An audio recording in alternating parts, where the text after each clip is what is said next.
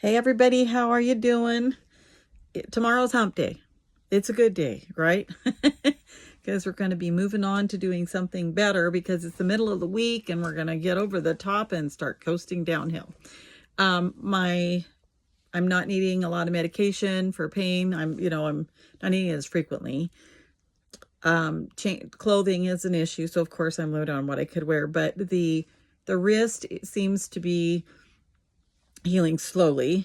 And I know that part of that is my age, but it has its moments where you can almost feel like it's working to work together. And then there are moments where it just, oh my Lord, it gets so tight and it feels like it's swelling up inside. And of course my fingers are discolored and they're swollen. I don't quite have use of my fingers yet. I was pointing to something earlier today and I only had use of that top finger there. So the doctor said, just let them rest, let them heal, and not try to exercise them now that he knows that they're moving and I can make an okay sign, which was the goal. I'm going to lose flexion, he says. So I just want to speak to that.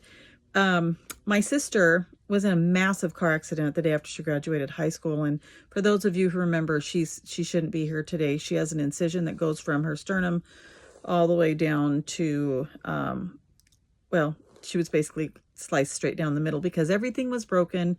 Things were broken off and dislodged in her vital organs. And she had to literally be put back together, crushed glass in her hands. And so the issue is, doctors, they mean well, but they don't always know the best, right? She was told she could never, probably never walk again. If she did, she'd be walking with a walker. She ended up walking down the aisle without the need of a walker. I was her matron of honor at the time. And her wedding she was fully healthy. And then they told her she couldn't have children naturally. Well, she had 2 children naturally. So, the human body and the mind and your mindset can really move you in directions that you don't know you can always move. You have to really have the fortitude and really put it in your head to move in that direction. So when he tells me that I'm probably not going to be able to move my wrist up normally anymore, I'll lose most of my flexion, I'm going to say no. I accept your diagnosis, but I reject your verdict on my health and in the well-being of my wrist. I will practice. I will work it. I'm getting a beehive, picking one of my beehives up from storage.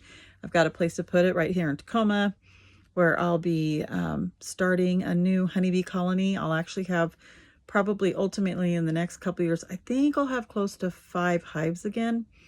I had 9 at one time at the most. I would like to have that eventually, but right now it's not on my property. So I will settle for starting out with 2 and then going from there. I'm excited. And of course, got to get my wrist in shape because I'm going to be beekeeping like I used to before. And then I'm also going to be getting back into my gardening and such as soon as I'm better. This year, things are my potatoes are growing fine on their own, things like that. I'm going to probably do some cleaning and just repurpose and reconfigure my garden space. And then, of course, plant a lot of bee-loving flowers or flowers that pollinators love, things like that. So don't accept the verdict, okay?